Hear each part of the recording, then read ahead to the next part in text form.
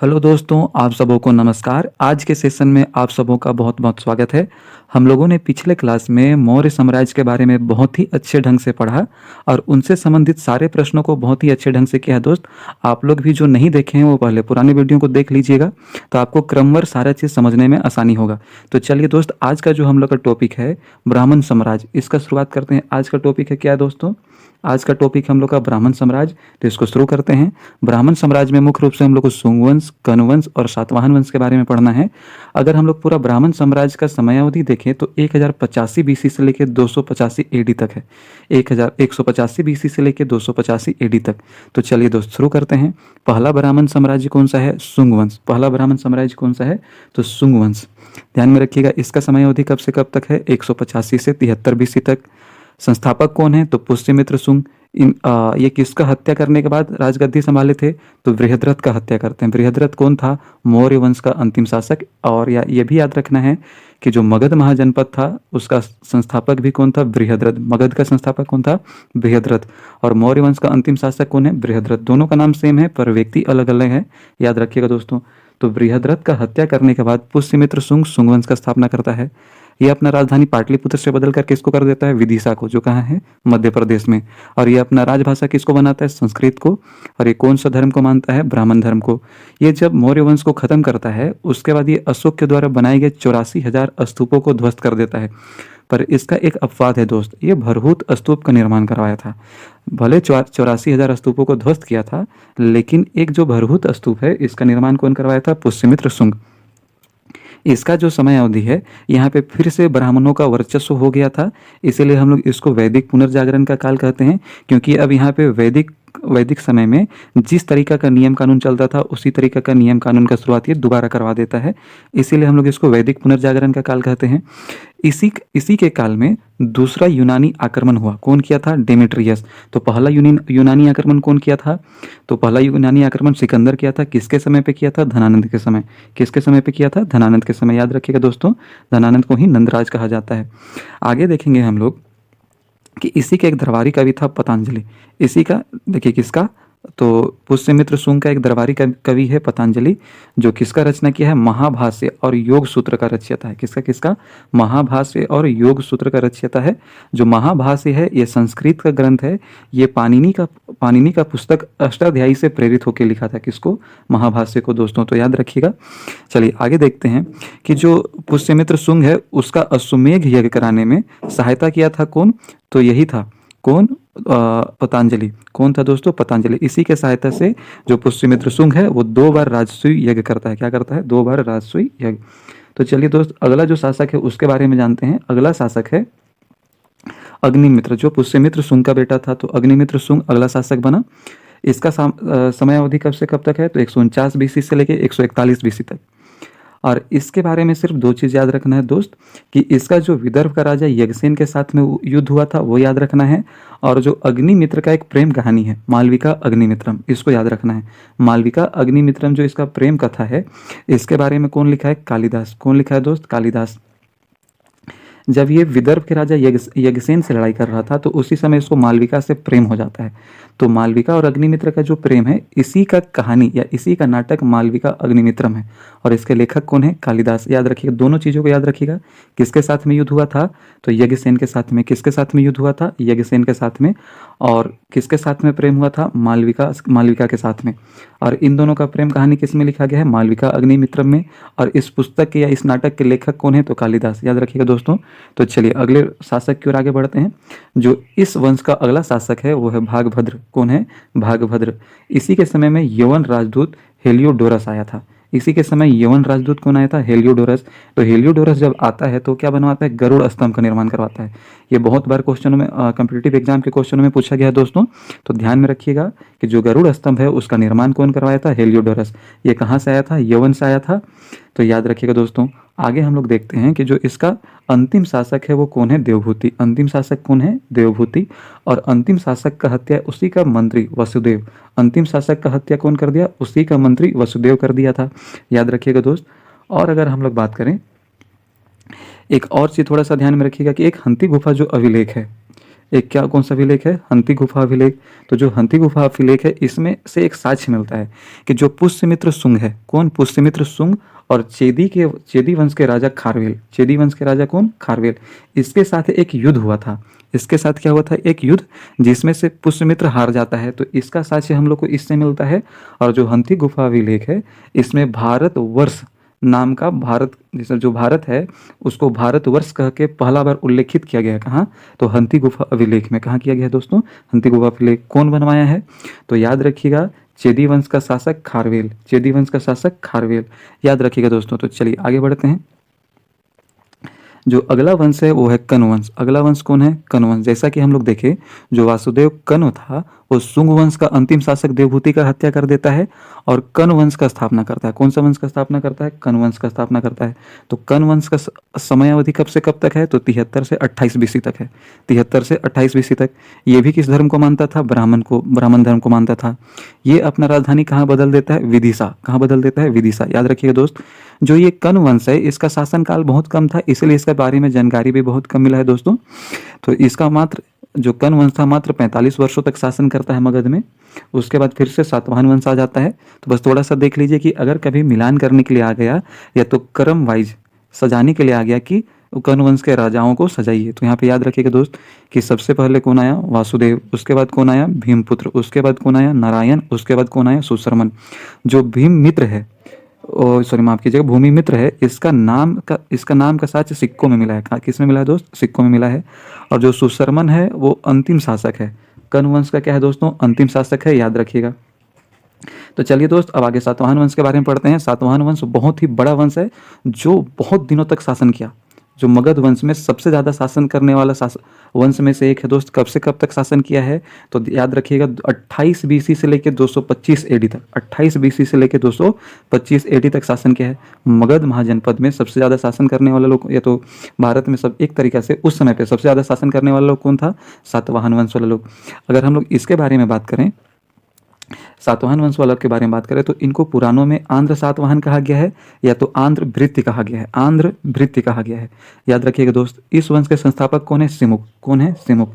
जो कण्व वंश के शासक सुशर्मन का हत्या करने के बाद, कण्व वंश का शासक सुशर्मन का हत्या करने के बाद स्थापना किए थे। किस वंश का? सातवाहन वंश का, याद रखिएगा दोस्त। सातवाहन वंश के बारे में साक्ष्य कहाँ कहाँ से मिला है? नागनिका अभिलेख, जिसको नानाघाट अभिलेख भी कहते हैं। तो इसको बनवाया कौन था? सतकर्णी प्रथम की पत्नी। सतकर्णी प्रथम की पत्नी जो थी, इस अभिलेख में अपने पति के बारे में खूब उल्लेख करती है बढ़ा चढ़ा के कि मेरे पति इतने महान थे, मेरे पति इतने शक्तिशाली थे, मेरे पति इतने महान शासक थे। तो वो अपने प्रशासन के बारे में खूब वहाँ पे अच्छे से जिक्र की है। तो ध्यान में रखिएगा दोस्त कि इन लोगों का साक्ष्य कहाँ से मिला है? नागनिका या नानाघाट अभिलेख। इसको लिखवाने वाली कौन थी? तो सतकर्णी प्रथम की पत्नी। और कहाँ से मिला है साक्ष्य? तो नासिक अभिलेख। और कहाँ से मिला है साक्ष्य? हंथी गुफा अभिलेख। कहाँ से मिला है दोस्त? हंथी गुफा अभिलेख, याद रखिएगा। तो अगर हम लोग आगे देखें तो इसका अगला जो शासक है वो कौन है? सतकर्णी प्रथम। सतकर्णी प्रथम को ही वास्तविक शासक माना जाता है। अब ऐसा क्यों है कि स्थापना कोई और कर रहा है लेकिन वास्तविक शासक किसी और को माना जा रहा है? तो ऐसे समझिए कि एक इतना छोटा सा देश है, यहाँ पे कोई शासक किसी वंश का स्थापना करता है, लेकिन इसी राज्य में या तो इसी देश में कोई एक राजा ऐसा होगा जो अपने साम्राज्य का विस्तार बहुत बड़े स्तर पे कर देगा, या तो अपना साम्राज्य का मजबूती इतना बढ़ा देगा कि उसको कोई हरा ना पाए। तो इस तरीका से मजबूत कर दे या अपना शासन व्यवस्था को बहुत ज़्यादा फैला दे, तो वैसा शासक को हम लोग वास्तविक संस्थापक कहते हैं। तो वैसे ही एक हम लोग का शासक हुआ इस वंश का कौन? सतकर्णी प्रथम। इसको हम लोग क्या कहते हैं? वास्तविक संस्थापक। याद रखिएगा दोस्त, इसका उपाधि क्या क्या था? दक्षिणापति या प्रतिष्ठानपति। दक्षिणापति या प्रतिष्ठानपति। ये 2 अश्वमेध यज्ञ करवाया था और एक राजसूय यज्ञ भी करवाया था। 2 अश्वमेध यज्ञ करवाया था और एक राजसूय यज्ञ भी करवाया था दोस्तों, याद रखिएगा। चलिए आगे बढ़ते हैं। आगे जो हम लोग का टॉपिक है इसमें देखेंगे क्या कि जो सातवाहन वंश है, तो सातवाहन वंश का अगला राजा कौन है? देखिए सातवाहन वंश में बहुत सारे राजा हुए, तो हम लोग सिर्फ कुछ महत्वपूर्ण जो शासक है जिनसे बहुत सारा क्वेश्चन बनता है कॉम्पिटिटिव एग्जाम में, सिर्फ उसके बारे में पढ़ रहे हैं। तो अगला जो शासक है या तो अगला जो राजा है वो कौन है? हाल। कौन है? हाल। ये 17वां राजा था। ये कब से कब तक शासन किया? 20 एडी से लेकर 24 एडी तक।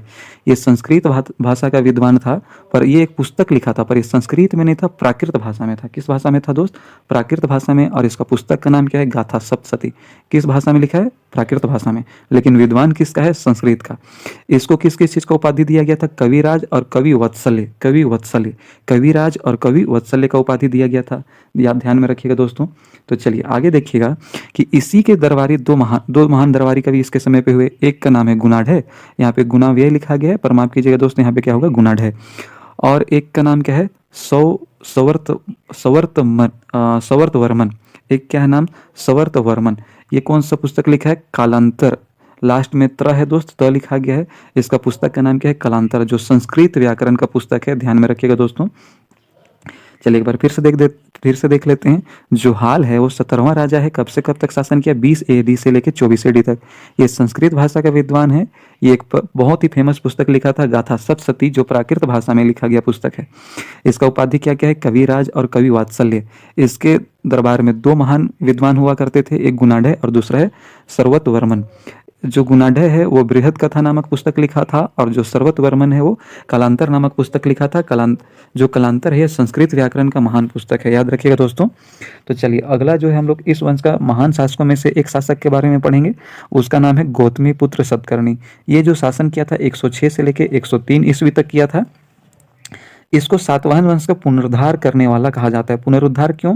क्योंकि शुरुआत में जब सतकर्णी प्रथम था उस समय पे तो स्थिति बहुत अच्छा था, लेकिन बीच में आते आते जो सातवाहन वंश का स्थिति था थोड़ा खराब हो गया था। लेकिन ये आके दोबारा बहुत मजबूत स्थिति में पहुंचा देता है सातवाहन वंश को। इसीलिए इसको हम लोग सातवाहन वंश का पुनरुद्धार करने वाला कहते हैं। ये कौन कौन सा उपाधि लिया था? अद्वितीय ब्राह्मण। या कौन सा उपाधि लिया था? खातीय दप मान मदन। खातीय दप मान मदन, याद रखिएगा दोस्त। क्या क्या उपाधि लिया था? अद्वितीय ब्राह्मण और खातीय दाप मान मदन। और ये शकों को भी हराया था। बहुत ही प्रतापी राजा था दोस्तों, याद रखिएगा। शक राजा किसको हराया था? तो नहपान को हराया था। किसको हराया था? नहपान को। और नहपान के सिक्का में ही अपना नाम लिखवाया था। नहपान के ही सिक्का में क्या किया था? अपना नाम लिखवाया था। तो इन्हीं सिक्कों से ये पता चलता है कि नहपान को हराने वाला कौन था? गौतमी पुत्र सतकर्णी। गौतमी पुत्र सतकर्णी। जो गौतमी पुत्र सतकर्णी है, इनकी माता का नाम क्या है? बलश्री। माता का नाम क्या है दोस्तों? बलश्री। जो बलश्री है ये नासिक अभिलेख लिखवाती हैं, जिसमें अपने पुत्र के शौर्य के बारे में बतलाती हैं। किसके बारे में बतलाती है? अपने पूरे पुत्र के शौर्य के बारे में, वीरता के बारे में बतलाई हैं दोस्तों। तो चलिए आगे देखते हैं कि इनके बाद महान शासक कौन हुए? वशिष्ठी पुत्र सतकर्णी। कौन हुए? वशिष्ठी पुत्र सतकर्णी। इनकी माता का नाम क्या है? वशिष्ठी। महान शासक थे, पर ये इनको शक राजा रुद्रदमन प्रथम 2 बार हराया था। कितना बार हराया था दोस्तों? 2 बार हराया था। लेकिन जो रुद्रदमन प्रथम है उसको जिंदा छोड़ देता है, क्योंकि उसका दामाद ही था। ये जो वशिष्ठी पुत्र सतकर्णी था, ये रुद्रदमन की बेटी से विवाह किया था, तो दामाद कहकर उसको छोड़ दिए थे जिंदा दोस्त। लेकिन जो रुद्रदमन प्रथम था, ये सतकर्णी, वशिष्ठ पुत्र सतकर्णी को 2 बार हराए थे युद्ध में, याद रखिएगा। इसका साक्ष्य हम लोग को कहाँ से मिलता है? कन्हेरी अभिलेख और जूनागढ़ अभिलेख। कन्हेरी अभिलेख और जूनागढ़ अभिलेख, याद रखिएगा दोस्तों। अब अगर हम लोग आगे देखें तो आगे, और इस वंश के अंतिम शक्तिशाली, अंतिम सबसे लास्ट नहीं पर अंतिम सबसे शक्तिशाली राजा कौन हुए? यज्ञश्री सतकर्णी। यज्ञश्री सतकर्णी अंतिम सबसे शक्तिशाली राजा हुए इस वंश के। ये शकों को दोबारा हराकर जो अपना खोया हुआ मान सम्मान था उसको दोबारा जीतते हैं। इन्होंने अपने सिक्कों पे पानी का जहाज का चित्र बनवाया। और ये क्या करते हैं? देखिए थोड़ा सा एक चीज और याद रखिएगा कि ये क्या करते हैं, जो अपना जो सिक्का होता है उसमें पानी के जहाज का चित्र बनवाते हैं। इससे हम लोगों को ये भी पता चलता है कि उस समय में भी जहाजों का प्रचलन था, याद रखिएगा दोस्तों। अब एक चीज और याद रखिएगा कि इस वंश वाला लोग ने ही सबसे पहले ब्राह्मणों को दान देना या जैन प्रमुखों को दान देने का प्रथा का शुरुआत किया था। तो सबसे पहले ब्राह्मणों को दान देना और जैनों को दान देने का जो साक्ष्य है सातवाहन वंश वालों ने ही शुरू किया था, याद रखिएगा दोस्तों। अगर हम लोग बात करें एक लास्ट और इम्पोर्टेंट फैक्ट, तो क्या है कि इस वंश के जो राजा होते थे वो शीशों के सिक्के को चलाया करते थे। किसके सिक्कों को चलाते थे? शीशे के सिक्के चलाया करते थे, याद रखिएगा। अगर पूछा जाए कि शीशे के सिक्के चलाने वाला कौन सा वंश है, तो सातवाहन वंश, याद रखिएगा दोस्तों। तो चलिए अब हम लोग प्रश्न लगाएंगे दोस्त। तथ्यों को हम लोगों ने बहुत अच्छे ढंग से पढ़ा। अब आप लोग प्रश्नों को भी लगा के देखिएगा। मेरे बताने से पहले आप लोग पॉज कीजिएगा, उसका आंसर खुद से दीजिएगा। अगर नहीं याद आएगा तो फिर मेरा आंसर देख लीजिएगा दोस्तों। तो चलिए क्वेश्चन शुरू करते हैं। हेलो दोस्तों, तो चलिए प्रश्न लगाते हैं। अब आज का हम लोग का पहला प्रश्न है, शुंग वंश की स्थापना किस मौर्य वंश के शासक के हत्या के बाद हुई? तो याद रखिएगा बृहद्रथ। एक बृहद्रथ नाम का ही शासक हुआ जो मगध वंश को भी क्या किया था? स्थापित किया था। मगध का स्थापना करने वाला कौन है? बृहद्रथ। मौर्य वंश का अंतिम शासक कौन है? बृहद्रथ, याद रखिएगा दोस्तों। तो चलिए अगले प्रश्न की ओर आगे बढ़ते हैं। अगला जो प्रश्न है, पुष्यमित्र शुंग ने अपनी राजधानी कहाँ स्थापित की थी? पुष्यमित्र शुंग ने अपनी राजधानी कहाँ स्थापित की थी? तो विदिशा में। कहाँ दोस्तों? विदिशा में। याद रखिएगा। पहले कहाँ राजधानी था? तो पहले पाटलिपुत्र था। उसके बाद पुष्यमित्र शुंग अपना राजधानी कहाँ बना देता है? विदिशा में। कहाँ बना देता है दोस्तों? विदिशा में। याद रखिएगा। चलिए अगले प्रश्न की ओर आगे बढ़ते हैं। शुंग काल में किस प्रसिद्ध विद्वान ने महाभाष्य लिखा था? तो पतंजलि। कौन लिखा था दोस्तों? पतंजलि। याद रखिएगा। इसी का एक और पुस्तक था योग शास्त्र। क्या था दोस्त? योग शास्त्र। याद रखिएगा। कालिदास एक पुस्तक लिखा था मालविका अग्निमित्रम। क्या लिखा था दोस्त? मालविका अग्निमित्रम। मालविका और अग्निमित्र का दोनों का प्रेम कहानी था। पर यहाँ पे कौन सा ऑप्शन हो जाएगा? Option A. तो चलिए दोस्तों आगे चलते हैं। आज का जो अगला प्रश्न है, कालिदास के नाटक मालविका अग्निमित्रम किस शुंग के बारे में था? तो मैंने अभी उसके नाम के बारे में जिक्र किया। कौन सा था दोस्त? अग्निमित्र। नाम में ही छिपा हुआ है मालविका अग्निमित्रम। तो अग्निमित्र के बारे में था और जिससे प्रेम करता था उसका नाम क्या था? मालविका। याद रखिएगा दोस्तों। तो चलिए अगले प्रश्न की ओर आगे बढ़ते हैं। अगला प्रश्न है, पुष्यमित्र शुंग ने कितने अश्वमेघ यज्ञ किए? पुष्यमित्र शुंग ने कितने अश्वमेघ यज्ञ किए? तो 2 अश्वमेघ यज्ञ किए। उसका पुरोहित कौन था? महाभाष्य। उसका पुरोहित कौन था? महाभाष्य। याद रखिएगा दोस्तों। तो चलिए आगे बढ़ते हैं। अगला जो क्वेश्चन है, शुंग वंश की राजभाषा क्या थी? शुंग वंश की राजभाषा संस्कृत था। क्या था दोस्त? संस्कृत। और खुद शुंग कौन सा धर्म से संबंधित था? तो ब्राह्मण संप्रदाय से संबंधित था। हिंदू धर्म से संबंधित था। तो चलिए दोस्त अगले प्रश्न की ओर आगे बढ़ते हैं। यूनानी राजदूत हेलियोडोरस किसके दरबार में आया था? भागभद्र। किसके दरबार में आया था दोस्तों? भागभद्र के दरबार में आया था। याद रखिएगा। तो चलिए अगले प्रश्न की ओर आगे बढ़ते हैं। अगला प्रश्न है, भरहुत स्तूप का निर्माण या पुनर्निर्माण किस काल में हुआ? तो याद रखिएगा, शुंग काल में। किसके काल में हुआ? शुंग काल में। जो पुष्यमित्र शुंग था वो क्या किया था? भरहुत स्तूप का निर्माण करवाया था। लेकिन यह भी याद रखना है कि जो अशोक का 8400 स्तूप था उसका उजाड़ने वाला या तो उसको बर्बाद करने वाला भी कौन था? पुष्यमित्र शुंग। तो मैंने आप लोगों को इसको अपवाद के रूप में पढ़ाया था कि वो बहुत सारा स्तूप का विध्वंस करता है, लेकिन एक भरहुत स्तूप का वो निर्माण भी करवाया था। तो चलिए दोस्तों अगले क्वेश्चन की ओर आगे बढ़ते हैं। अगला प्रश्न है, शुंग वंश का अंतिम शासक कौन था? शुंग वंश का अंतिम शासक कौन था? तो याद रखिएगा दोस्त, कौन था? देवभूति। कौन था? देवभूति। शुंग वंश का अंतिम शासक कौन था? देवभूति। चलिए अगले प्रश्न की ओर आगे बढ़ते हैं। पुराणों के अनुसार शुंग वंश ने कितने वर्ष शासन किया? पुराणों के अनुसार शुंग वंश ने कितने वर्ष शासन किया? तो 112 वर्ष। कितना वर्ष है दोस्त? 112 वर्ष। याद रखिएगा। चलिए अगले प्रश्न की ओर आगे बढ़ते हैं। पुष्यमित्र शुंग ने किस विदेशी के पुष्यमित्र शुंग के समय किस विदेशी ने आक्रमण किया? तो मैंने आप लोगों को बताया था कि इस समय पे दूसरा यूनानी आक्रमण हुआ था। पहला यूनानी आक्रमण कौन किया था? तो सिकंदर। कौन किया था? सिकंदर। किसके समय पे किया था? तो धनानंद के समय। किसके समय पे किया था दोस्त? धनानंद के समय। याद रखिएगा। और यहाँ पे क्वेश्चन पूछा गया कि पुष्यमित्र शुंग के समय कौन सा विदेशी यात्री हमला किया था या आक्रमण किया था? तो याद रखिएगा, डेमेट्रियस। कौन किया था दोस्त? डेमेट्रियस। याद रखना है। चलिए अगले क्वेश्चन को आगे बढ़ते हैं। जो अगला प्रश्न है, अयोध्या अभिलेख किस शासक से संबंधित है? अयोध्या अभिलेख किस शासक से संबंधित है? धनदेव। किससे? धनदेव। याद रखिएगा दोस्तों। चलिए अगले प्रश्न की ओर आगे बढ़ते हैं। शुंग काल में मनुस्मृति की रचना किस धर्म के प्रभाव में हुई? शुंग काल में मनुस्मृति की रचना किस धर्म के प्रभाव में हुई? तो ब्राह्मण धर्म में, क्योंकि ब्राह्मण वंश ही चल रहा था दोस्तों। याद रखिएगा, जब मौर्य काल खत्म होता है उसके बाद हम लोग मौर्योत्तर काल कहते हैं और इस काल में ब्राह्मणों का वर्चस्व था। तो याद रखिएगा दोस्त कि किसके प्रभाव में मनुस्मृति का रचना हुआ? तो ब्राह्मण के प्रभाव में। याद रखिएगा दोस्तों। चलिए अगले क्वेश्चन की ओर आगे बढ़ते हैं। सांची के स्तूप की वेदिका किस काल में बनी? तो सांची की स्तूप की वेदिका शुंग काल में बनी थी। ये पत्थर का वेदिका बनवाया था। किस चीज का बनवाया था दोस्त? पत्थर का। चलिए अगले क्वेश्चन की ओर आगे बढ़ते हैं। बौद्ध ग्रंथ दिव्योदान, बौद्ध ग्रंथ दिव्योदान में पुष्यमित्र को क्या कहा गया है? तो याद रखिएगा, बौद्ध धर्म में क्या कहा गया है? बौद्धों का उत्पीड़क। बौद्धों का क्या बोला गया है? उत्पीड़क। याद रखिएगा दोस्तों। तो चलिए अगले प्रश्न की ओर आगे बढ़ते हैं। विदिशा में गरुड़ स्तंभ का निर्माण किसने करवाया? तो कौन ने करवाया था दोस्त? याद रखिएगा, हेलियोडोरस। कौन करवाया था? हेलियोडोरस। ये एक विदेशी यात्री था जो भारत आके क्या किस स्तंभ का निर्माण कराया था? गरुड़ स्तंभ का। तो चलिए दोस्तों अगले क्वेश्चन पर आगे बढ़ते हैं। अग्निमित्र ने किस क्षेत्र के राजा यज्ञसेन को हराया था? तो किस क्षेत्र के राजा को हराया था दोस्त? विदर्भ। किस क्षेत्र के राजा को हराया था? विदर्भ। इसी युद्ध को करते हुए उसको मालविका से प्रेम हुआ था और वो दोनों का जो प्रेम है उसको कालिदास ने मालविका अग्निमित्रम नामक नाटक में संकलित किया दोस्तों। तो पुस्तक का भी नाम याद रखिएगा, उसके रचयिता का भी, और ये जो युद्ध हुआ था उसको भी याद रखिएगा। अगला प्रश्न है, शुंग शासक स्वयं किस जाति के थे? तो किस जाति के थे? ब्राह्मण। किस जाति के थे दोस्तों? ब्राह्मण। चलिए अगले प्रश्न की ओर आगे चलते हैं। पतंजलि ने किसके अश्वमेघ यज्ञ में पुरोहित का कार्य किया? तो पुष्यमित्र शुंग। किसके समय पे किया था? पुष्यमित्र शुंग। चलिए दोस्तों अगले क्वेश्चन की ओर आगे बढ़ते हैं। शुंगों के बाद मगध पर किस वंश का शासन हुआ? शुंगों के बाद मगध पर किस वंश का शासन हुआ? तो याद रखिए, कनु वंश। कौन सा वंश है? कनु वंश। तो यहां तक 20 प्रश्न शुंग वंश से संबंधित था दोस्तों। आज हम लोग टोटल 60 प्रश्न करेंगे, जिसमें से 20 खत्म कर चुके हैं। आगे हम लोग कनु वंश से संबंधित 20 प्रश्न करेंगे, उसके बाद सातवाहन वंश से 20 प्रश्न करेंगे। आज हम लोग टोटल 60 प्रश्न करेंगे दोस्तों। तो चलिए अगले क्वेश्चन या अगले वंश की तरफ आगे बढ़ते हैं। अगला जो वंश है कण्व वंश, तो कण्व वंश के संस्थापक कौन है? तो कण्व वंश के संस्थापक कौन है दोस्त? तो वसुदेव कण्व। कौन है? वसुदेव कण्व, याद रखिएगा। चलिए दोस्तों अगले क्वेश्चन की ओर आगे बढ़ते हैं। वसुदेव कण्व किस वंश के शासक देवभूति के मंत्री थे? तो किस वंश के शासक देवभूति के मंत्री थे? तो याद रखिएगा शुंग वंश। शुंग वंश के जो शासक था, अंतिम शासक देवभूति, उसका हत्या करने के बाद ये मगध में अपना साम्राज्य स्थापित किए थे, याद रखिएगा दोस्तों। चलिए आगे बढ़ते हैं। अगला प्रश्न है कण्व वंश ने कुल कितने वर्षों तक मगध पर शासन किया? तो कण्व वंश ने मात्र 45 वर्ष तक यहाँ पे शासन किया था, बहुत कम वर्षों तक शासन किया था दोस्तों, याद रखिएगा। ब्राह्मण काल में सबसे कम शासन करने वाला वंश कौन है? कण्व वंश। सबसे ज्यादा शासन करने वाला वंश कौन है? सातवाहन वंश, याद रखिएगा दोस्तों। चलिए अगले क्वेश्चन की ओर आगे बढ़ते हैं। अगला प्रश्न है कण्व वंश का अंतिम शासक कौन था? तो कण्व वंश का अंतिम शासक सुशर्मन था। कौन था दोस्त? सुशर्मन, याद रखिएगा। चलिए अगले प्रश्न की ओर आगे बढ़ते हैं। कण्व वंश के राजाओं का सही कर्मन क्या है? तो इसको भी याद रखना है दोस्त। मैं जब इसके बारे में पढ़ा रहा था तभी बताया था कि ऐसा प्रश्न आ सकता है कि आरोही क्रम में सजाइए आरोही। आरोही का मतलब जो पहले आया उसको सजाएंगे, आरोही का मतलब जो बाद में आया, उससे पहले आया, उससे पहले आया, ऐसा भी पूछा जा सकता है। तो याद रखिएगा दोस्त, सबसे पहले कौन आया था? वसुदेव। तो देखिए आप लोग यहाँ ऑप्शन भी एलिमिनेट कर सकते हैं, 2 ऑप्शन में है वसुदेव वसुदेव, उसके बाद फिर क्या दिया गया है? नारायण और भूमि मित्र। तो याद रखिएगा दोस्त वसुदेव के बाद कौन आया था? भूमि मित्र। तो यहाँ से आपको ऑप्शन क्लियर हो गया, कौन सा ऑप्शन हो जाएगा? ए।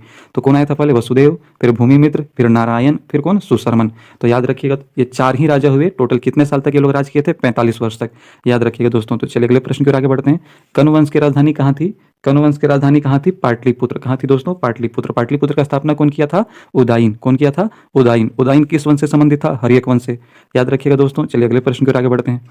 कण्व वंश के किस शासक के नाम के तांबे के सिक्के पंचाल क्षेत्र में प्राप्त हुए?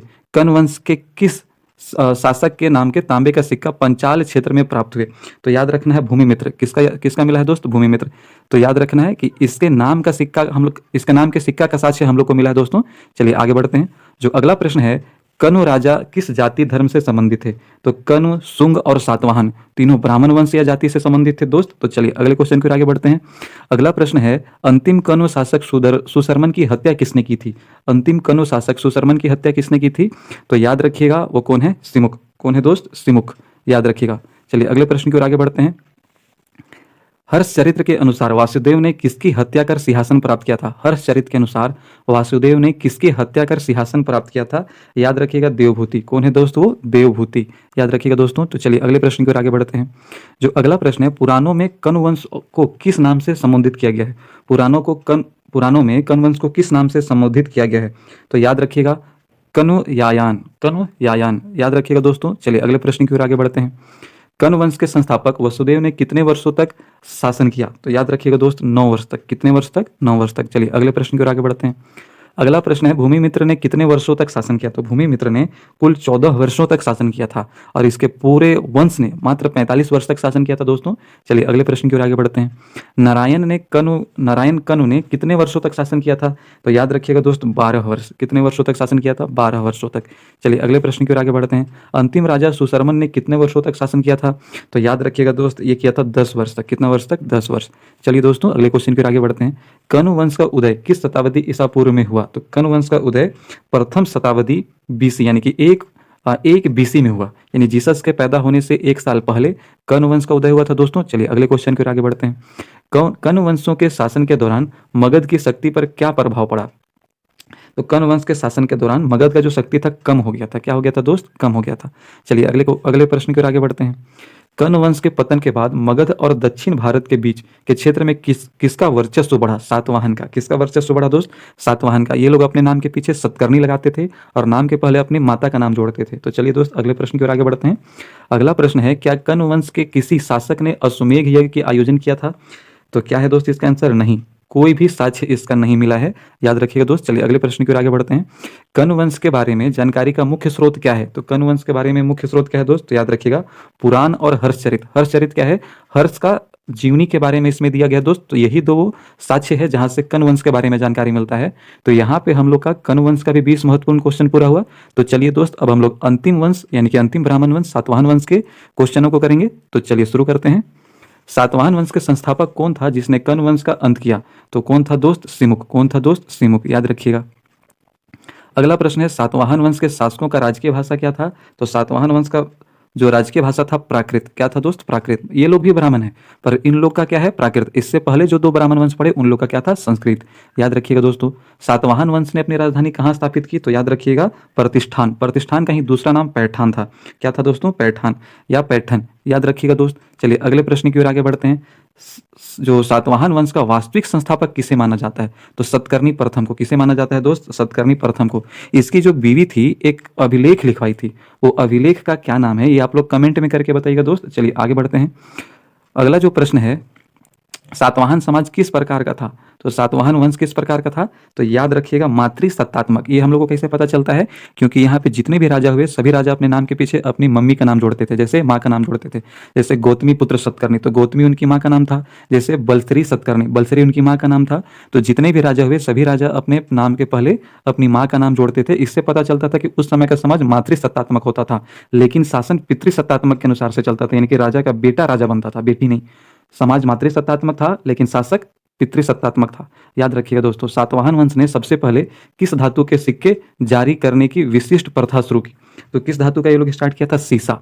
और भी चीज का धातु, और भी धातु का सिक्का बनाता था, पर जो सीसा था इस वंश का एक प्रमुख माना गया, मतलब बाकी वंशों से अलग था ये सिक्का। याद रखिएगा दोस्तों। चलिए अगले क्वेश्चन पर आगे बढ़ते हैं। प्रसिद्ध प्राकृतिक ग्रंथ गाथा सप्तशती किसकी रचना है? तो राजा हाल का। राजा हाल का। ये संस्कृत का बहुत बड़ा विद्वान था, लेकिन जो गाथा सप्तशती था इसको ये प्राकृत भाषा में लिखा था। किस भाषा में लिखा था? प्राकृत भाषा में। हम लोगों ने पहले ही पढ़ा कि इस वंश का राष्ट्रीय भाषा या राजकीय भाषा क्या था? तो प्राकृत। याद रखिएगा ये संस्कृत का बहुत बड़ा विद्वान था, पर लिखा था प्राकृत भाषा में। चलिए अगले क्वेश्चन की ओर आगे बढ़ते हैं। यहाँ पे अच्छा एक क्वेश्चन और, दो ऑप्शन दिख रहा है दोस्त। एक का नाम है गुणाढ़े, एक का नाम है सर्ववर्मन। एक का नाम क्या है? सर्ववर्मन।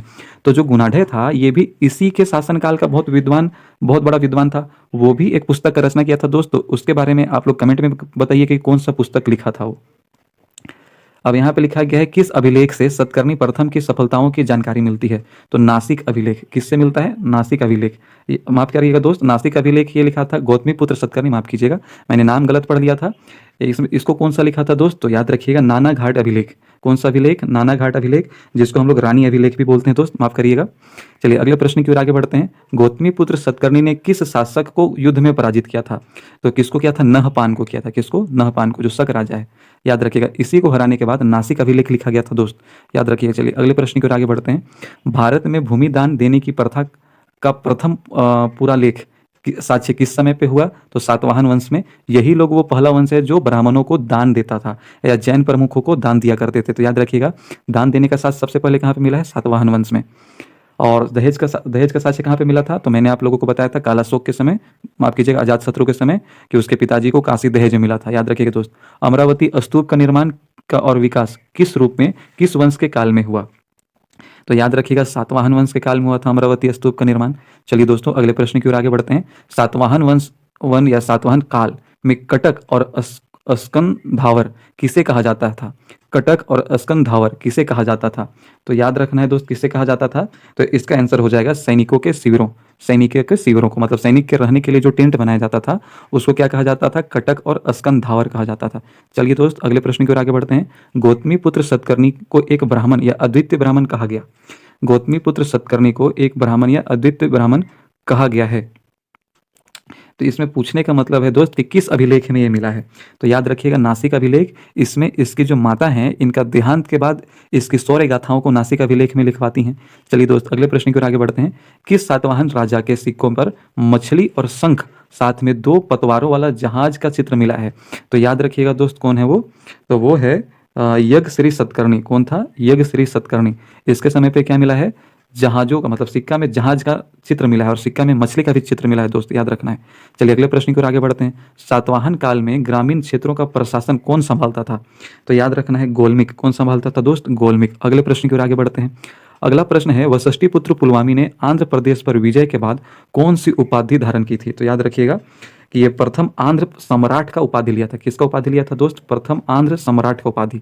अगले प्रश्न की ओर आगे बढ़ते हैं। अगला प्रश्न है सातवाहन काल में चैत्य और विहार का संबंध किस धर्म से है? तो चैत्य और विहार बौद्ध धर्म से है। किससे है? बौद्ध धर्म से दोस्तों। तो चलिए अगले प्रश्न की ओर आगे बढ़ते हैं। अगला प्रश्न है सातवाहन काल के दौरान व्यापारिक श्रेणियों के प्रमुख को क्या कहा जाता था? तो क्या कहा जाता था? श्रेष्ठीन। क्या कहा जाता था? श्रेष्ठीन या जेठक। जेठ से याद रख सकते हैं। अगला प्रश्न है अजंता और एलोरा की गुफाओं का निर्माण किस वंश के समय शुरू हुआ? तो सातवाहन वंश के समय शुरू हुआ था दोस्त। किसके समय? सातवाहन वंश। पर इस जो यहाँ का जो गुफा श्रेणी है उसको अलग-अलग वंश वालों ने भी बनवाया है। एलोरा में टोटल 34 गुफा है, जिसमें से 12 1 से लेके 12 तक बौद्ध धर्म से संबंधित गुफा है, 13 से लेके 29 तक यानी टोटल 17 हिंदू धर्म से संबंधित गुफा है, और फिर जो आगे जैन धर्म का गुफा है। तो सबसे ज़्यादा एलोरा में हिंदू धर्म का गुफा मिलता है दोस्त, याद रखिएगा। पर यहाँ का आंसर क्या हो जाएगा? सातवाहन। क्या हो जाएगा दोस्त? सातवाहन। अगले प्रश्न की ओर आगे बढ़ते हैं, और ये हम लोग का आज का लास्ट प्रश्न है। सातवाहन वंश या सातवाहन साम्राज्य के पतन के बाद महाराष्ट्र के क्षेत्र में किस वंश का उदय हुआ? तो वाकाटक वंश का उदय हुआ था। किस वंश का उदय हुआ था दोस्त? वाकाटक वंश का। तो यहाँ तक जुड़े रहने के लिए आप लोगों का बहुत बहुत धन्यवाद दोस्तों। अगर आप लोगों को वीडियो अच्छा लगा हो और प्रश्नों का कलेक्शन अच्छा लगा हो तो लाइक, कमेंट, शेयर और सब्सक्राइब कीजिएगा दोस्तों। यहाँ तक फिर से जुड़े रहने के लिए आप सबों का धन्यवाद।